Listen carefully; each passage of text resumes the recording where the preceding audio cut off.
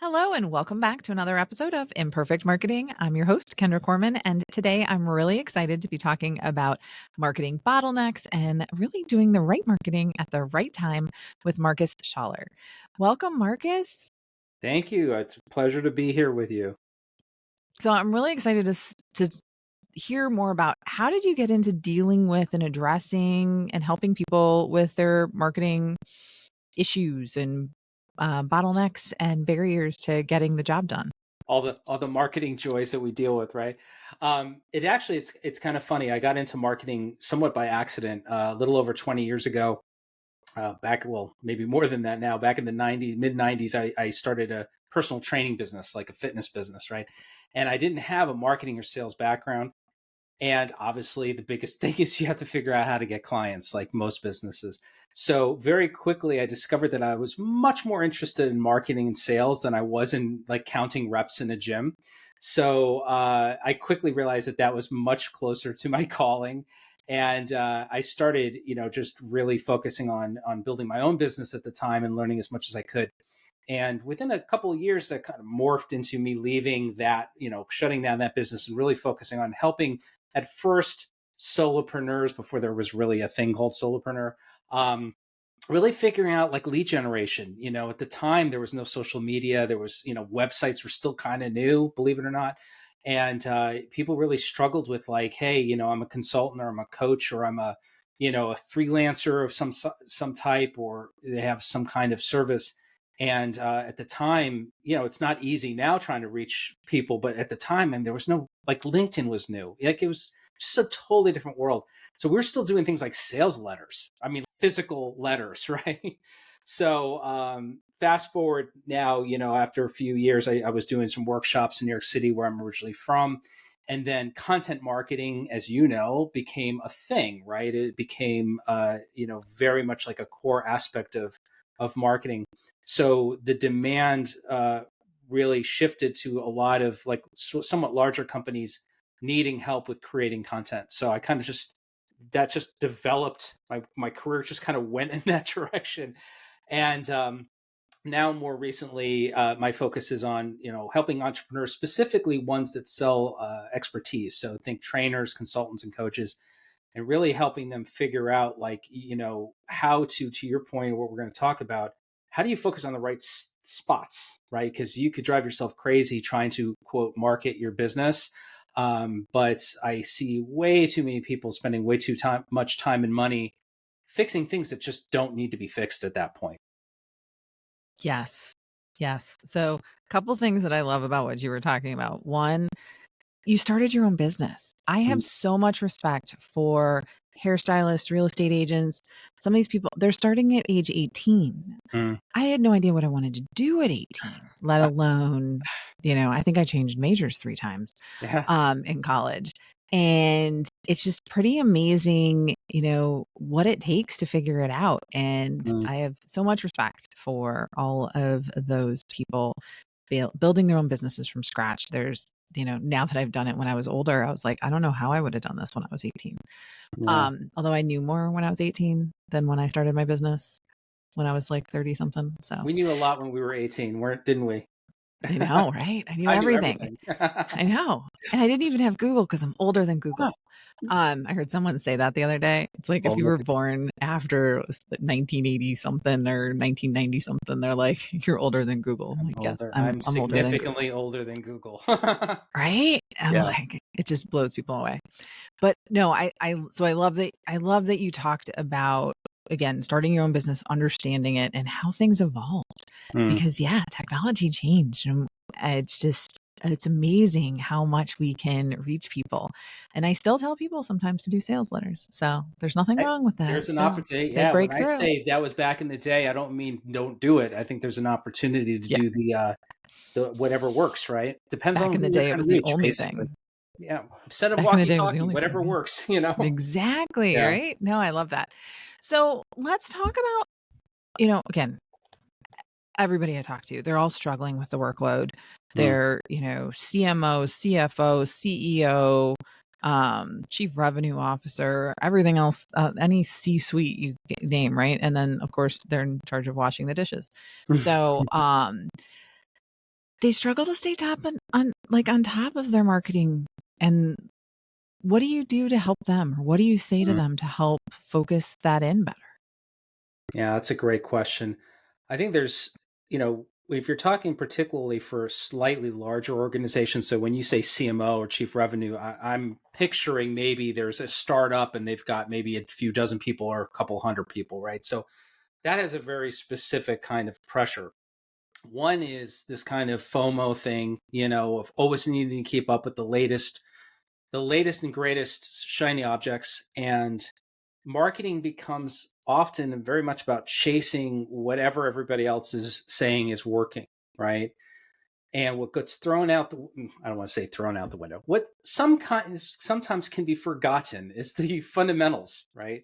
So one of my favorite examples I use of this is, with websites, right? It's like it becomes about building something with this very fancy kind of visual brand and the technology, whatever the tools within it, and then the messaging, the actual offer and value prop and target audience and ideal customer type, all that is, oh, we got to figure that out now, right? And I think that's where it becomes about being able to demonstrate, quote unquote, look at all this marketing we're doing for investors or whoever it is.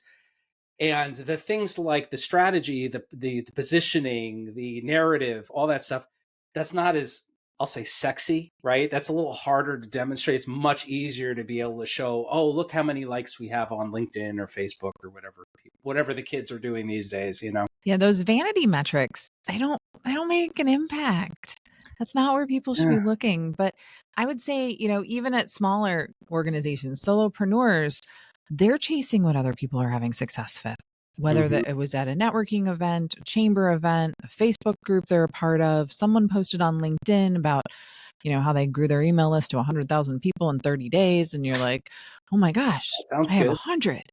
The Yeah. world is ending. And it's like, okay, no, it's not about chasing shiny objects. Yeah. So let's talk about, I mean, again, you talked a little bit about your career and how it's shifted and how technology has changed. How do you help people reframe what they're looking at from a marketing challenge perspective to Mm. find other solutions? Because we have unlimited solutions nowadays. And I Yeah. think that's part of the problem.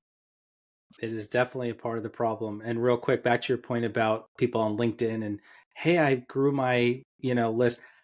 That's all great, right? I have this weird perspective where I don't really believe in the legitimacy of best practices when it comes to marketing. I get what people are trying to do, but ultimately, we're talking about human beings and we're talking about markets. We're not talking about static. If you work in a lab, there's a best practice for handling petri dishes, of course, because the rules aren't changing every other day. So it's all about context. If somebody goes on LinkedIn and they're struggling and they see, hey, I, 10x'd my lead generation, whatever, that's very enticing. But what you have to realize is that it's all context. At that moment in time, first of all, assuming it's even true. So let's just get past that part, right? But at that moment in time, that person in that business with that target market was able to do something. That has nothing at all to do with whether I can do it or you can do it or anybody else. So that's a big part. So to answer your question, what I do, most of my work now is focusing on strategy and coaching and advising, right? So that's a big part of my shift. I still do copywriting and content creation a lot, depending on the needs of the client. But basically, we don't start with tactics. We don't start with, nobody will ever hear me guarantee I'm going to 10x your lead generate. It's just never going to come out of my mouth, right? What I start with all the time is understanding where the client is, whether it's a larger company, whether it's an individual. What are your strengths? What are the ideal client types you're trying to get? What are the challenges you're having reaching those people? What has been working? I want to understand their situation, their unique situation. And in those conversations with them, they're actually getting a better understanding of their own situation because nobody ever probably asks them these questions, right? So they're able to actually articulate it for the first time to another person.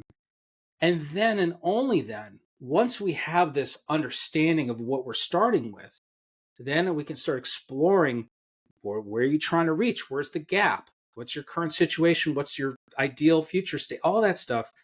And then we can start exploring possible tactics, right? So I'll give you an example. If somebody says, which will happen a lot, they'll be like, oh, I hate prospecting or I hate writing content. The last thing I'm going to do, well, guess what you need to do? You need to start prospecting that way. Maybe they do. And maybe that's part of the work we'll do together is to get them past that hump. But ultimately, we all have certain strengths. So some people, like you do a podcast, I do a podcast. We do it because we love doing this, right? So like, yeah, drive a bus through that, right? It'd be silly to not do that. But understanding that for each individual that's listening is saying like, you have certain things that you're going to have certain talents and interests in. Start there, not with what somebody else, me included, tells you should do because you're watching it on LinkedIn or anything like that. I still remember I had a strategy session with a client. She came in for a VIP day and she's like, I know I need to do cold calling, but I really hate it. And I'm like, then let's not do it. You're not going to do it. So let's not put that in the plan. Could Yeah, it help you? Yeah. If you don't absolutely. like it, no. Who knows? Do you know what I mean? Like, there's other ways to do this. Let's change those cold calls into warm introductions. Just do it a different way. Yeah. And yeah, so I get it 100%. So everybody listening or watching, pay attention. No matter what any of us say is the right way to do it, might not be the right way for you. And it's okay to disagree. I love it when I disagree with people on the show because I'm like, good. This is Yeah. too. I had a gentleman earlier this year. He sends daily emails. I'm like, yeah, I can't get behind that. Like I can't send 365 emails Yeah. to people. So I'm like, I don't know about that. But he has huge success with it. Mm, Again, that's who mm, he is, that's his style, that's his audience. mm, And again, I think the most important thing I said out of that was that's his audience. I love mm. how you ask questions to figure out where they're at, find out who their audience is, find out what they know. Yeah. Because people are scared to pick up that phone. Yeah. And that's one of the things that I usually do tell them they do have to do because you do have to talk to your targets so you understand them. But out of the have tos, I think that's the only thing I tell them that they have to do. Well, What are to your your thoughts point on that? with the no, and I wanted to add to that to the have tos. It's like there is a point where, you know, well, look, to be honest, most of us would rather be able to just post on LinkedIn a couple of times a week and get all the clients we ever could. I mean, like, let's be truthful about it, right? So I have to do things every day that I don't feel like doing. There is a point to that sometimes. So, but you don't start with, here's what you got to do. The 5 minute conversation that now I get you and I understand everything about you. And now I'm going to give you the formula that you've never heard before because I'm so brilliant, scary, talented. You've never seen that 10-point checklist on anything, right? It's like that kind of thing where we can say, let's start with what you're really loving doing. And then we can start building from there. And I had a conversation like that recently where somebody was talking about LinkedIn and reaching out through connections. And I said, could you see yourself doing it maybe two people a day, one or two people a day? Because his market's not huge, right? We're talking about big engagement. You're building relationships. Because what I don't want to see people do is just default to what's easiest or what they're most comfortable with all the time. And I think for a lot of people, that winds up being they're just going to a chamber event or a local event that may or may not have anything to do with their target audience. So they wind up just like, I'm marketing myself, but they're just doing things they're comfortable with. And then a year later, they're really like freaking out because they're wondering why nobody understands what they do, or cares. Well, and I think that supports something that it's taken me a while to get used to and really get through my head coming out of corporate. Mm, And it's been 10 years since I've left corporate. And that's how long it's taken me to get this out of my head.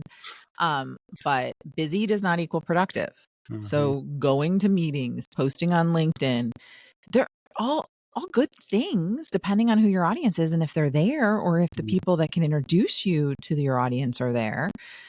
But just because you're doing all that stuff doesn't mean you're being productive or being successful in what you're doing. And I think that there's an important separation there, just to what yeah. you're saying. And it's useful. It's sometimes there is a really, it makes a lot of sense to try a lot of different things. It's all about experimentation. This took me a long time to learn. You were talking about kind of like deprogramming yourself from corporate life. I had it in my head years ago that I was supposed to be perfect from day one, that everything I did was supposed to work, like everything I ever wrote was supposed to be whatever. I didn't realize that that's not really the possible, first of all, because everything's an experiment. So even if you're thinking about like go, go to that chamber meeting, you might find that you love doing it and you're meeting people and maybe there's a referral through. That's great, but it's like also do the other stuff, right? And there might be a point, especially early in someone's business as they're building it, there might be doing a lot of little stuff around, but they're just testing things, right? I do that all the time. I'm always trying different lists or different ways. And so there is a little bit of, I'll say, wasted effort in the sense that it didn't give you what you wanted, but it's really in part of this exploration of these prototypes, right? You're putting out these little bets and you're seeing what's working and what's not, and you're doubling down on the stuff that's working. You start doing that on a regular basis, you'll be absolutely blown away by how quickly you could start scaling up. And that's again why you want to take with a grain of salt anything you're reading online, because yes, if somebody says, hey, here's something I did to boost my traffic, that's some raw material to test out. Do it, like explore that. But don't let yourself believe that's like, oh, that's the only way to do it. Or if I do it just the way they do it, then I'll succeed. And if I didn't succeed, that means there's something wrong with me, you know? Yes, 100%. There's a million different ways to do all of this. Mm-hmm. And I think, if you come to it from an abundance mentality of, for most of us, there's more than enough business out there. It's just Absolutely. about reaching those people, coming from that abundance mentality and reaching them. And they're not all doing the same thing. They might be similar in, their beliefs and their pain points and the things that they're struggling with, but they're not all the same. Yeah. Right. And so there's different ways to reach different people. So let's talk about, how do we get better at doing marketing, getting around the bottlenecks that we're finding ourselves in, reframing. What do we need to do to identify and prioritize working around those so that we can experiment? Yeah. First thing I recommend is look at things as a system, not as disparate pieces or activities, right? So, for example, your website is part of a system. Your outreach emails are part of a system. They all support each other. So there's a time and a place to focus on different aspects of it, right? So hypothetically, if you're starting out and you're like, okay, I know I want a website, like that might be the closest thing to best practice I would ever suggest. Like, yes, have a website, please. There's no reason not to, right? But I also need to make sure that I understand what's the problem I solve? Who am I trying to reach? Like, it might not be the right answer yet, but you have to have an idea of that. So it's almost like if you think of it as a system and you see all these, let's say they're questions that you need to find answers to, right? You start with the basics first, right? So you don't start with, I'm going to spend 10 grand on a website that's going to look so amazing and it's just going to be so impressive, right? And then and it just sits there because the messaging on it was an afterthought, right? It was like, well, I guess I got to fill it with words now, right? That's an example of you're making it all about one thing. Similar to if all you're doing is going to networking events, right? That's fine. Go to networking events. But if you're not thinking about your positioning, if you're not thinking about the clients you're trying to serve, the problem, what you do is you go there and you go, hi, I'm passionate about leadership, whatever, right? And then they're going, great. Well, nice to meet you. And they walk away, right? So it's all has to work together. And it doesn't mean you're going to, again, have it all figured out from day one, but start with like a prototype version of each one. Hey, I know I can go to these events. I know I love speaking. I know I can like writing on LinkedIn. I know that I have kind of an idea who I want to serve. So I'm going to start with that basic theory or that hypothesis first, but you have it all these little pieces in place. And it's almost like a puzzle, right? Because now you have it all in place. You have a basic website that maybe you did yourself, maybe somebody did for couple $100, whatever it is. And you go, now you notice like, I think my messaging's starting to come together. I think I know what I want to offer. So you update the offer a little bit on the website. You have a little better idea what you're saying in a networking event. It all kind of builds on each other, right? But if you look at it like that, as opposed to if I spend a ton of money on whatever, or if I hire somebody to do lead generation for me, it's going to solve all my problems. It doesn't, right? Because it all is part of a system. And the biggest part of it is also how you're going to actually sell in a conversation, how you're going to serve. So if you're not even thinking about that, you got to think about that. Because if you get them on a call and you're just kind of like, hey, you should hire me, maybe it works, but there's all sorts of pieces to consider, and you want to start understanding each one of those, if that makes sense. It does to me. Hopefully it does to those Hopefully it does. listening and watching. I just lost everybody. They're like, sounds Uh, confusing. I think I'm just going to hire the person that does the lead generation. exactly. No, so I think one of the things that is important is that if you are starting out, you don't necessarily need to know all of it right away. Nope. You don't need to know what your offer can tweak over time. Absolutely. Originally, I was just going to be a marketing director for small businesses. And then I moved into and became an outsourced marketing department. And, so it evolved over time as to what I enjoyed doing, really what my clients needed more than anything else. They didn't need me to just be a marketing director. They needed the whole department. And so I was able to bring that to them. It evolved over time. Yep. And that's, I think, one of the really important pieces there. So let's talk a little bit about the content. I think you've talked a lot about the messaging. I'm a big fan of AI. However, I don't necessarily think AI always gets it right, especially when it comes to that important messaging. This wasn't in our discussed questions, so I'm like I'm catching ready off guard for you. here. All right, Throw it good. out there. Good.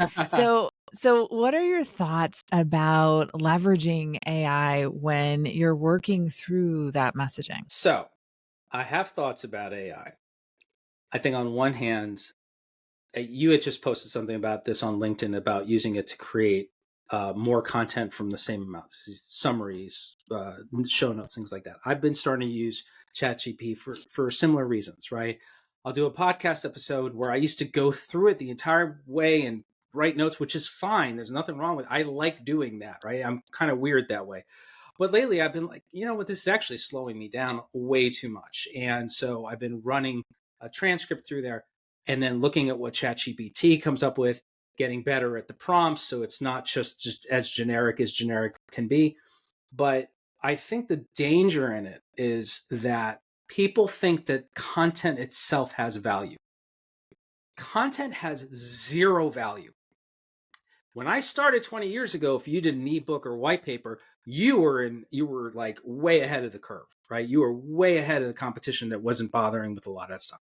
Those days are over. So if somebody's putting out, I'm going to create all these blog posts, all these podcast episodes, all these whatever, there's nobody out there in any market going, gosh, I really wish I had more content to consume because I just don't have enough. It just doesn't exist. What you have, or what they really need and want, is somebody to speak to their specific situation and problems and challenges and goals and all that. So, imagine hypothetically, if you're listening to us talk right now, and whatever it is you do for a living, whatever challenge you're dealing with, if somebody were to send you an email saying in the right way, they're actually expressing that they have something that they'd like to talk to you about that would be like able to solve that problem, you're going to respond to that email. Like, unless you're just totally anti cold calling or whatever. So yeah, that's hard to scale, but that's still what you're trying to get to. So AI can be wonderful for that. If you have a podcast that is really good quality and focused and niched and targeted, and you're solving specific problems for specific people, and you want to figure out ways to be able to produce that more easily and be able to create micro content, do it. But AI conversations aren't about that all the time, right? A lot of AI conversations are, I just wrote 300 blog posts in 10 minutes. Like, I've literally seen that on LinkedIn, and I'm going like, or people listening yourself, I'm sure you can relate to this. You post something that you put a lot of thought into, and people are replying with what it was obviously run through ChatGPT, as summarizing what you just said in one sentence and then asking a related question to get it's so transparent and nonsense. So that's my little rant about AI. Use it, but realize that the value in the content is not how many words you can spit out into the universe. It's your unique perspective on a problem that you can help somebody solve that they actually care about. And AI can help you frame that. AI Yes. can help you word that. Mm-hmm. And it's not going to be perfect. Mm-mm. And I think that that's important because I think as we're talking about, not having the time to do it all and bottlenecks and things like that, I think AI is a tool that we can use to help us there. But the keyword's help. Help. It doesn't do it for you. And if Mm. it's doing it for you, then you're doing it wrong. And Um, I have to back up too. And I can be guilty of assuming that everybody likes to write as much as I do. And I don't even like to write that much, but it's like I've been doing it for professionally for so long that I'm comfortable sitting down and writing a blog post or a LinkedIn, whatever, And I realize not everybody's like that. The blank page can be really frightening. So if you're using AI to be able to develop your ideas, awesome. Whatever way you use it, everybody listening knows what feels right and authentic to them. So we know when we're crossing the line into just BSing people with, you know, but it's a tool like any other, just like a podcast, recording equipment is a tool. A podcast could be garbage, right? You could have the best mic in the world and it could still be just meaningless. You could be recording off an iPhone in the woods and it could be the best podcast ever. So the content really is about you and what you're bringing to it that nobody else can bring in the same exact way. Yep. And as long as it speaks to your audience, it's solving Mm-hmm. their problems and it's speaking directly to them, I think that's the key. So I love it. Experimentation, careful with AI. You don't have to do everything that you hate, right? If you think, there's a million different ways to do marketing out there. So definitely start to think about where you're going to succeed and do little experiments everywhere and Yeah. then double down on what's working. I think that those are huge takeaways for everybody. So as you're headed here into 2025, Ah, kick it off strong with prioritizing your marketing, maybe in a little bit different way. mm-hmm. So Marcus, this has been a fantastic conversation, great information. I could have a conversation for you that would go on for a couple more hours. That'll be the I follow can up. tell. But since nobody's going to listen to that, I'll listen. You know what? You you and sent I it are to going to me. I'll find it listen to it. interesting. Mm-hmm. um, let's go ahead. We'll wrap up here, but I do want to ask you a question, and that's what I ask all my guests. This show is called Imperfect Marketing because Mm. marketing is anything but a perfect science. What has been your biggest marketing lesson learned along the way? So I mentioned earlier about when I was younger, having that personal training business before I knew anything about what I was doing. I learned this lesson early, thankfully, right? So again, the websites existed, but it wasn't the way it is now. So, I was living in a very like nice part of San Diego. It was very a lot, there was this grocery store nearby.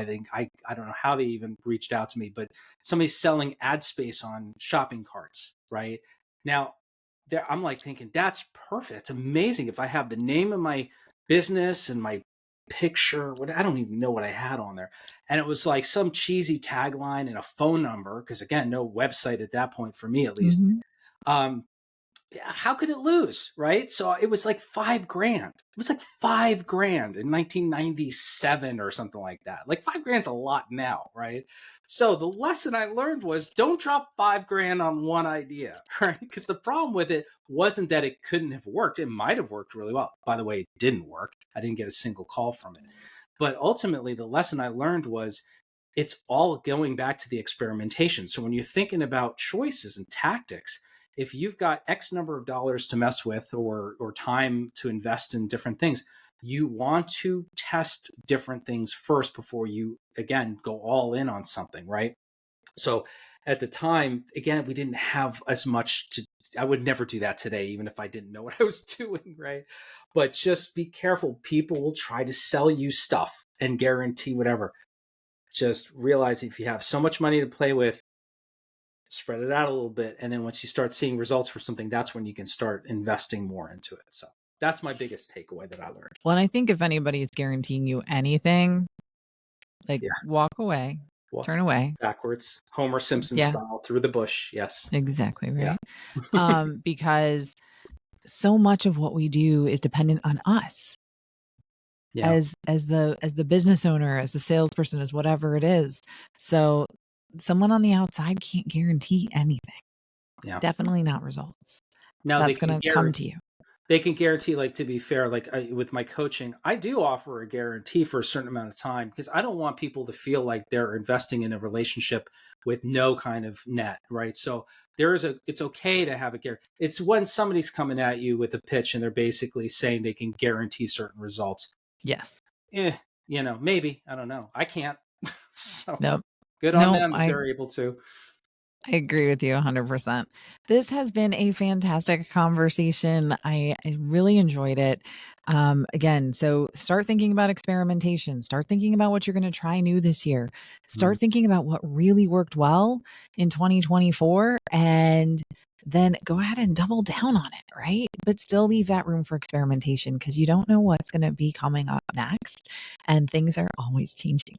So thank you again, Marcus, for joining me. Thank you all for tuning in to this episode of Imperfect Marketing. Have a great rest of your day.